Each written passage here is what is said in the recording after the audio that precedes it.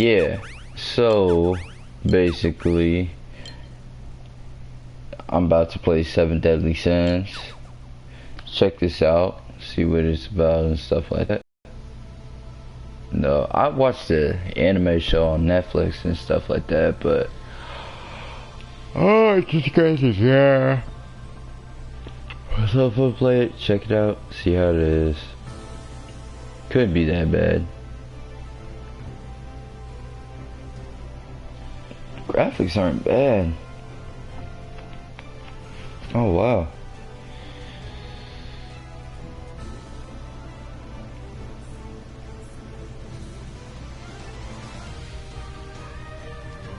Oh shit, this is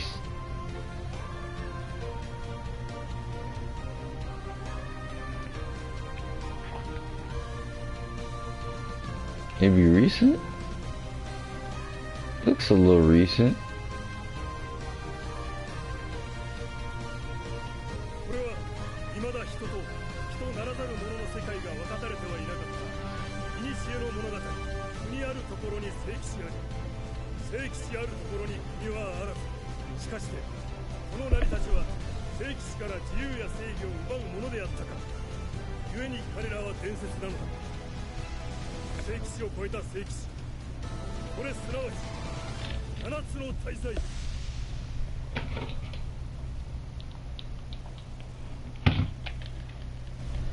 Yo, what's wrong with the mic?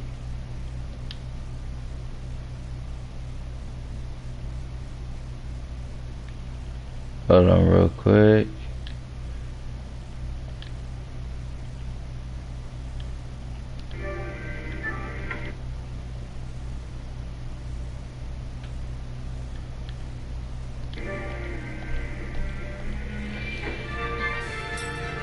Alright, man. So basically, just gonna check it out. Duel people? Did not know that.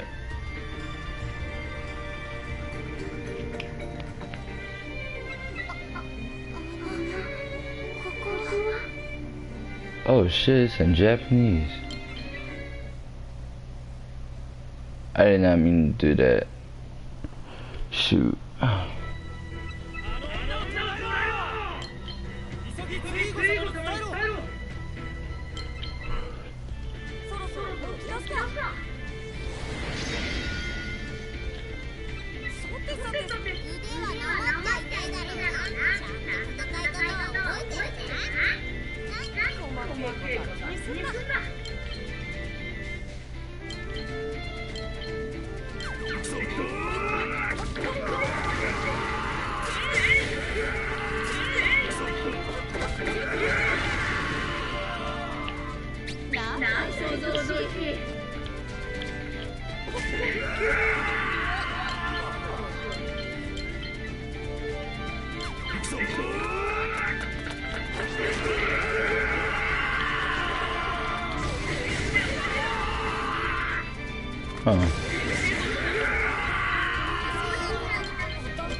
Oh wow.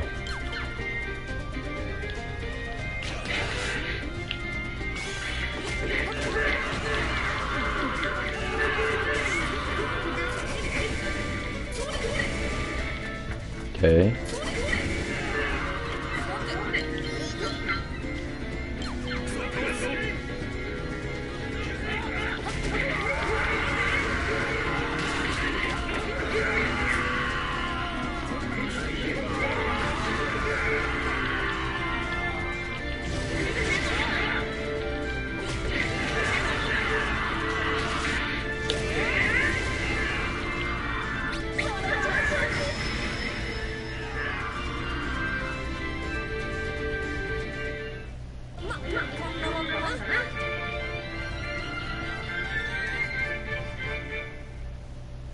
Okay.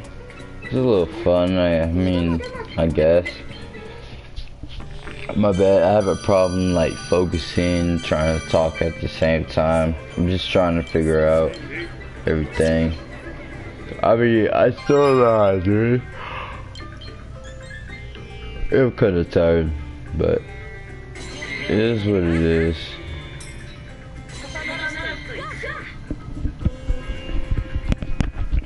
But we gotta get through it.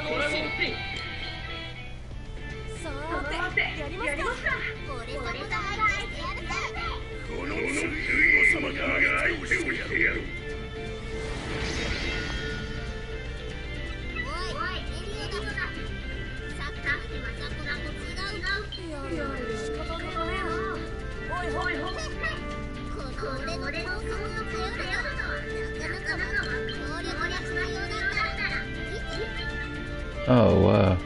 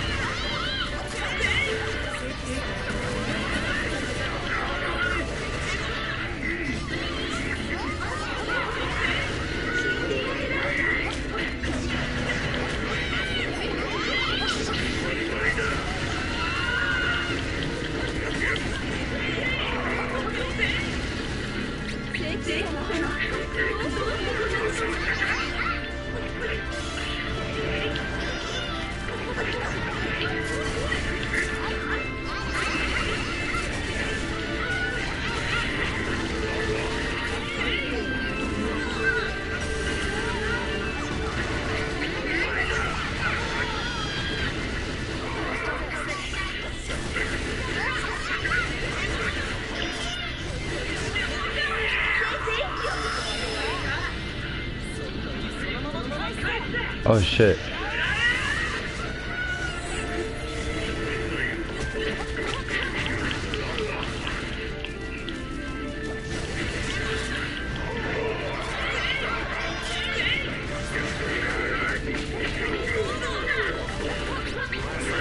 Oh wow.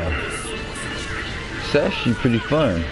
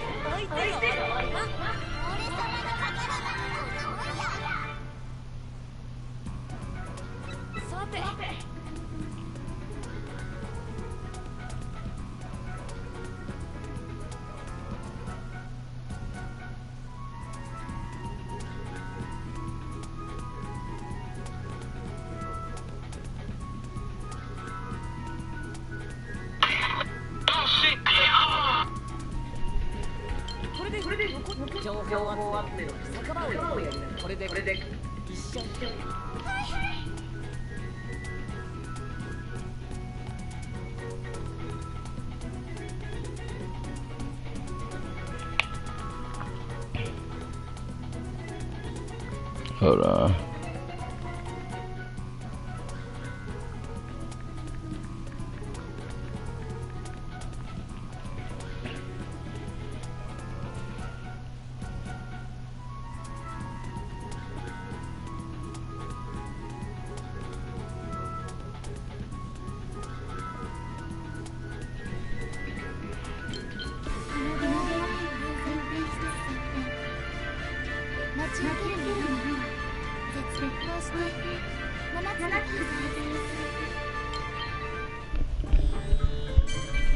So now I gotta find out.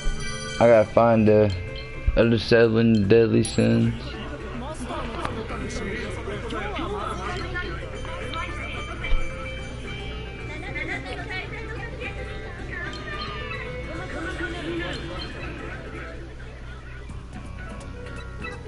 I mean, ain't nothing wrong with it though.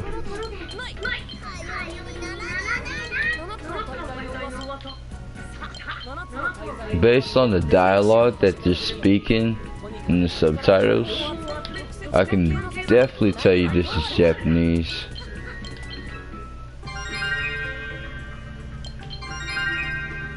Okay. Alright, I got that. That's what's up. Let me see.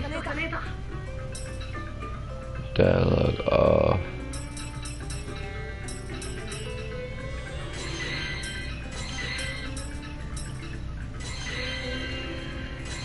Ooh, speed.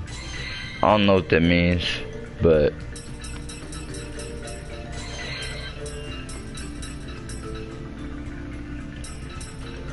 it's weird.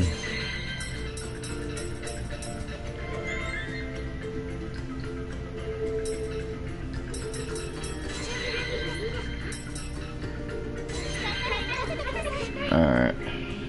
Well, we finna check it out, see what's going on.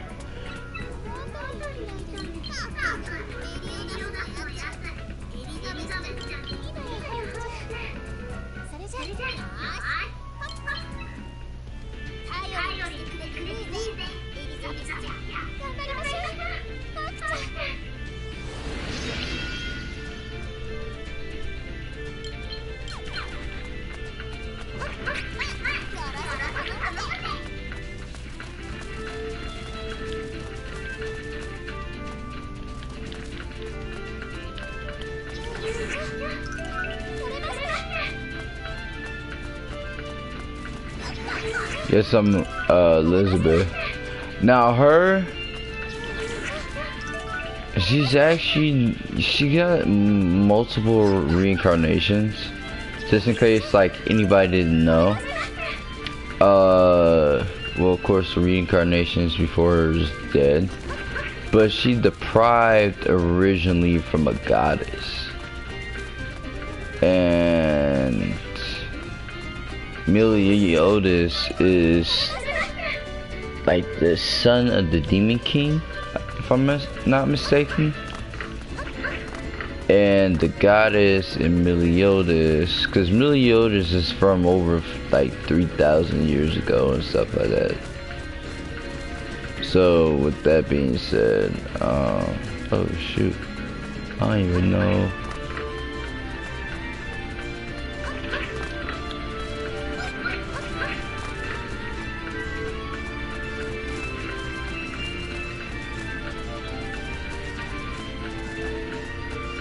It's right here.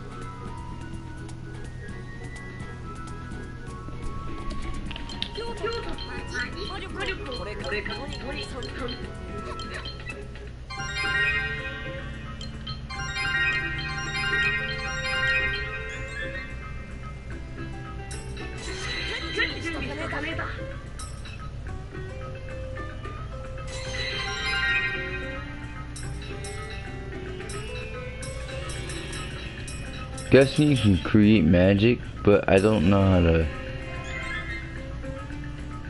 make it actually work.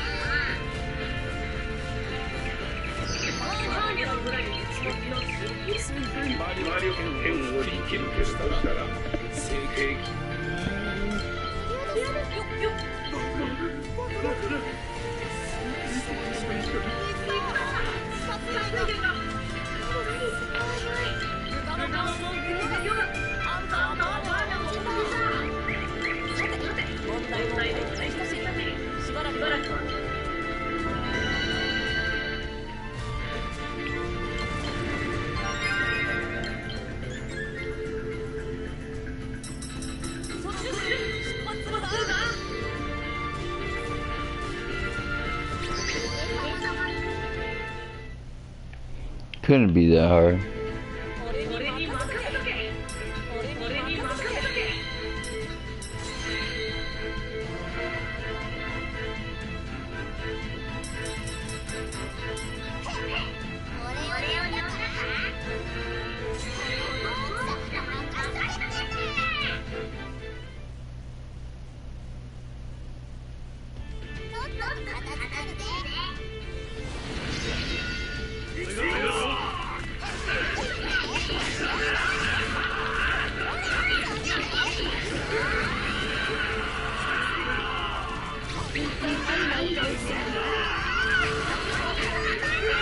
Oh shoot, I could fight with a pig.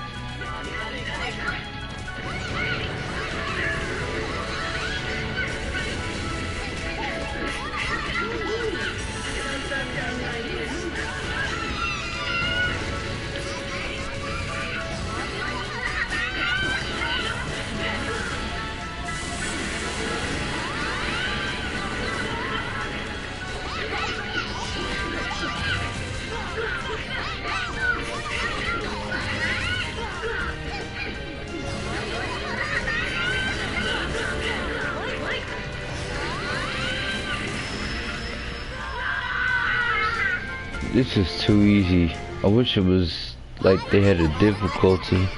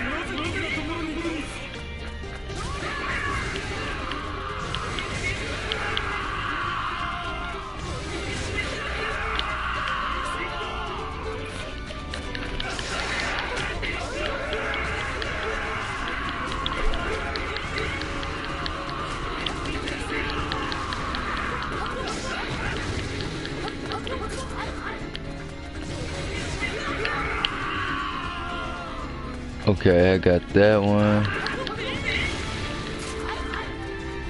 Damn. Shit, like, comment, subscribe.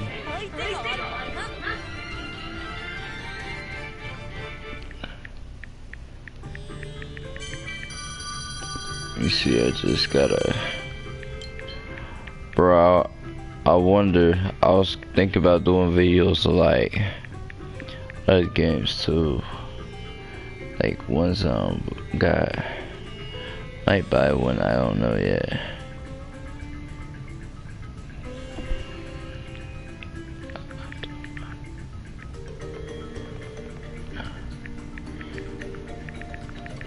Hold on real quick.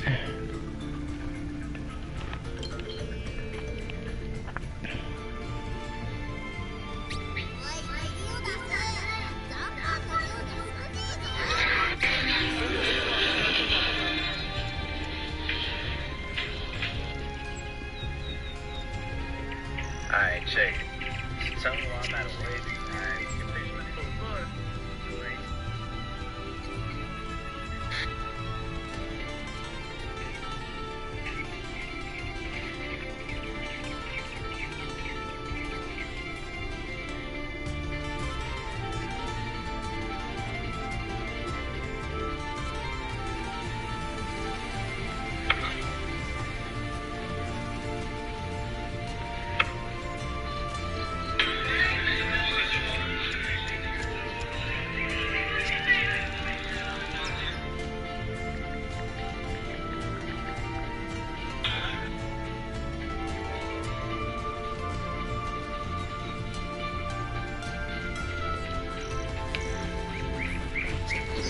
This game ain't even that fun.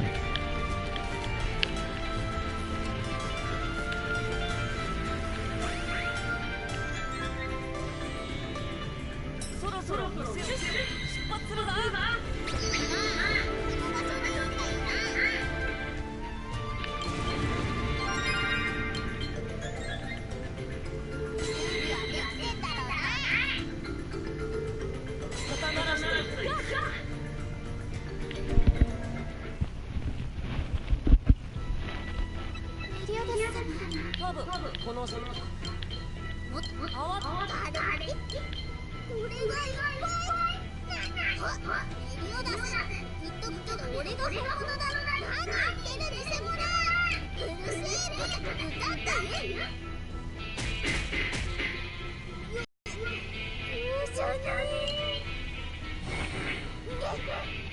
の怪物の正体、チャズラクロニのハイドランドシェイク。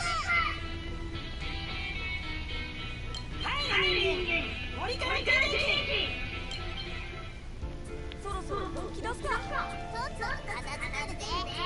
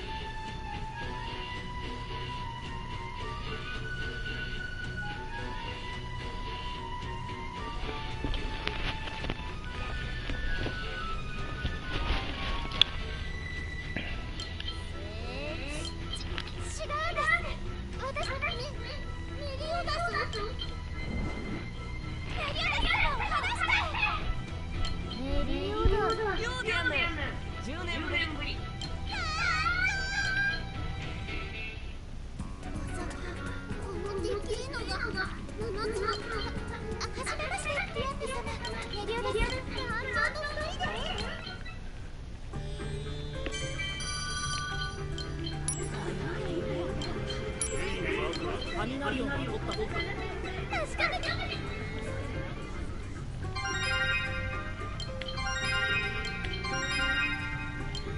これから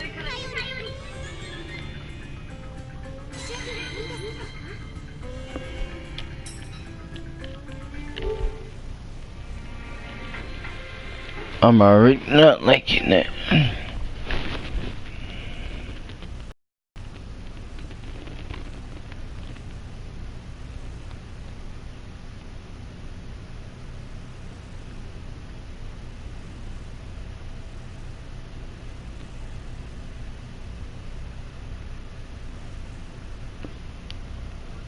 That show will give you some straight-up gameplay and our first impressions of the latest games they're releasing. As usual, it's me, Jake Baldino, and today we're talking about Devil May Cry 5. This is a big deal for us fans. It's been a long time since a mainline numbered Devil May Cry. I mean, 4 came out in 2008, which feels like a million years ago. I'm happy to confirm that if you were looking for a return to form in any way, or even just a good continuation of the original series, Devil May Cry 5 is great. It's so much fun, although I wish the story gave me a little more. I'll get to that. I've had my hands on a review copy for some time now, completed it twice, and for housekeeping, this is Xbox One X footage, and I've kept it as spoiler-free as possible, only showing early, kind of out-of-context cutscenes, although some small gameplay elements might be counted as a spoiler for some if you're extra sensitive, so just be mindful. But really, Devil May Cry 5 is a triumph of video game combat. Freedom, challenge, and flexibility make it so unique for a hack-and-slash game of this style.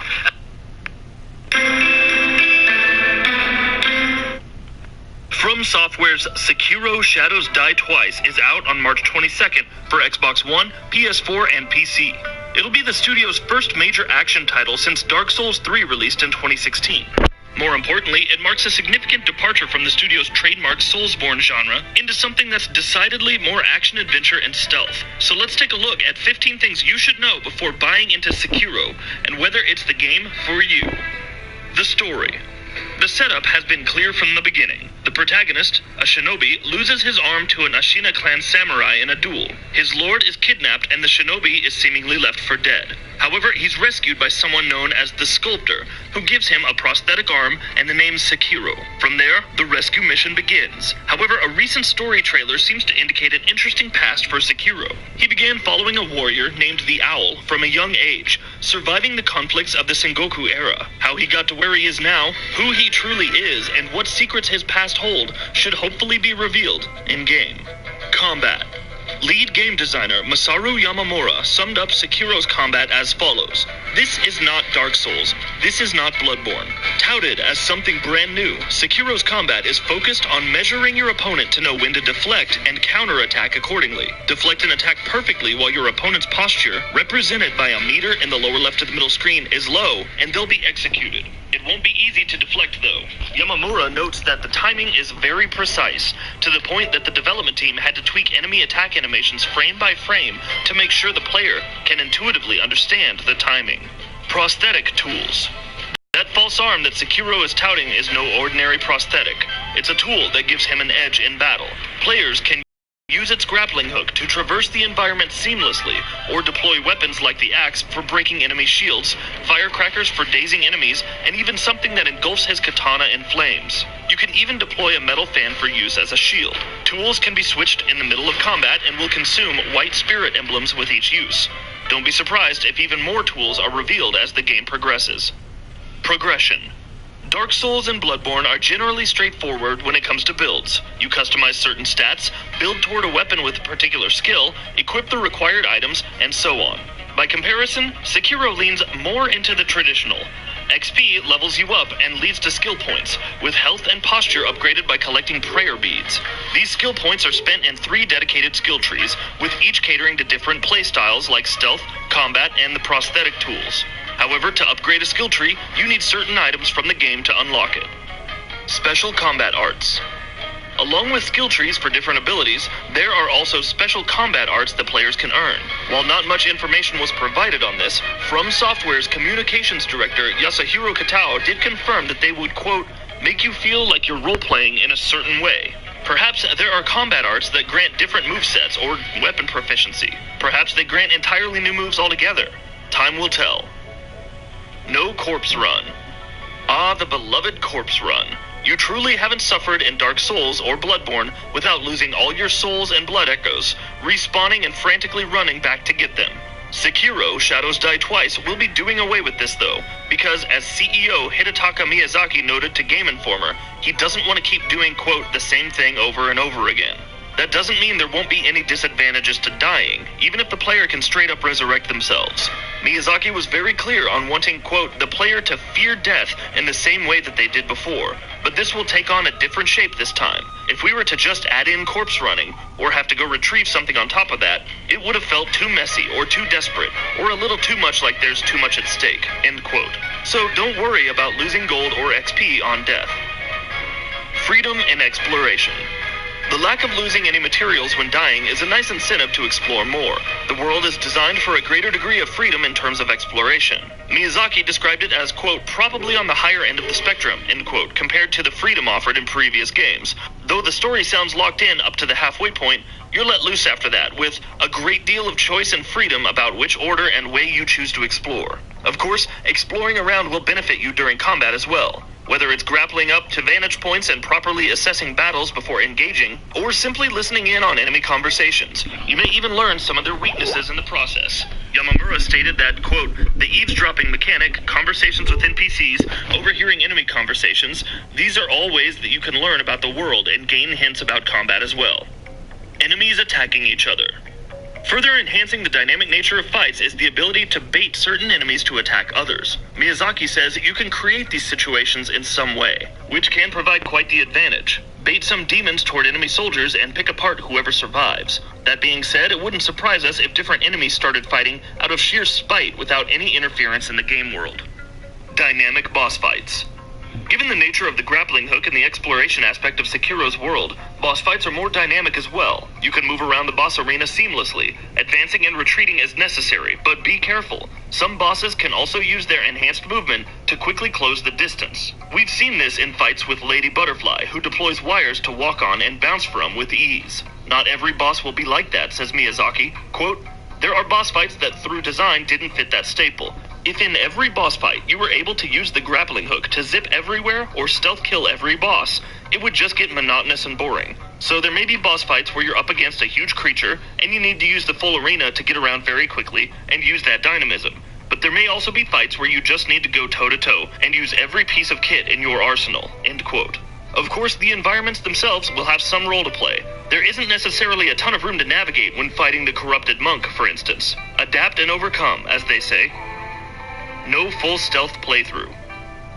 While it sounds like stealth will be fairly useful for eavesdropping and analyzing potential battles before jumping in, a full stealth playthrough isn't possible. As Kitao told DualShockers, the bosses have to be defeated to advance forward, but there are definitely some speedrunning elements to take advantage of. We don't know if a full stealth approach will be possible just yet. But much like the Dark Souls speedrun scene, there are definitely some speedrun elements in there that I think fans are going to enjoy, said Kitao. No multiplayer. Dark Souls and Bloodborne are famous for their multiplayer mechanics, which can see other players invade your world, and vice versa. Sekiro players will have no such luxury though, because the game focuses purely on single player. There's no multiplayer support whatsoever. Explaining this, Kitao told Variety that, quote, when you design a single-player game and a multiplayer game, it's very different.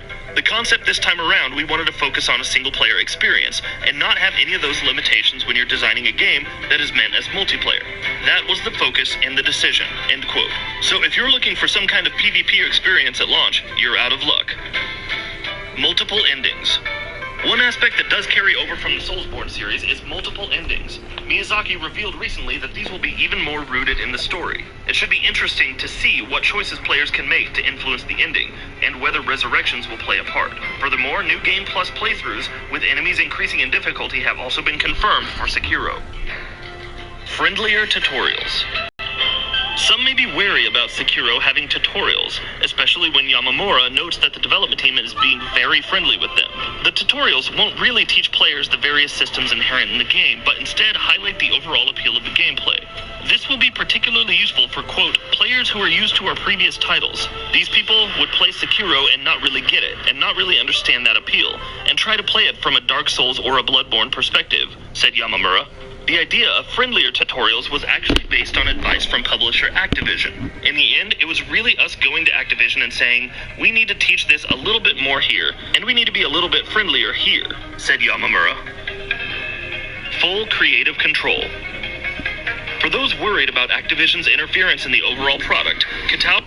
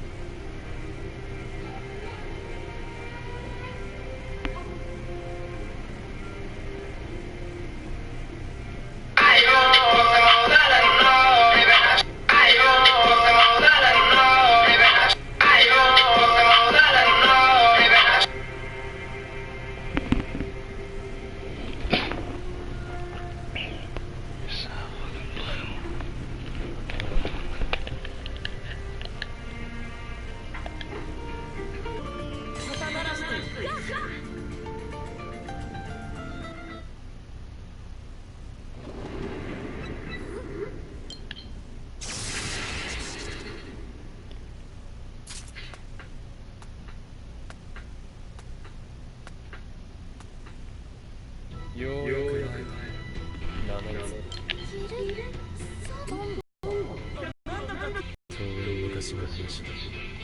今の私は話せない。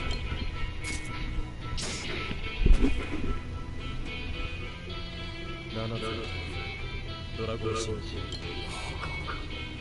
どうなっているのかだけでいいだろう。星残る3人の正体未だにつかめていない。強欲のフォックスシンバステの火力のタイダーズグリズリーシーにすでに死者の中に行き過ぎている。サンキューギルバー、どっちか当たってみるよ。お酒さてやりますか。さあ始めよう。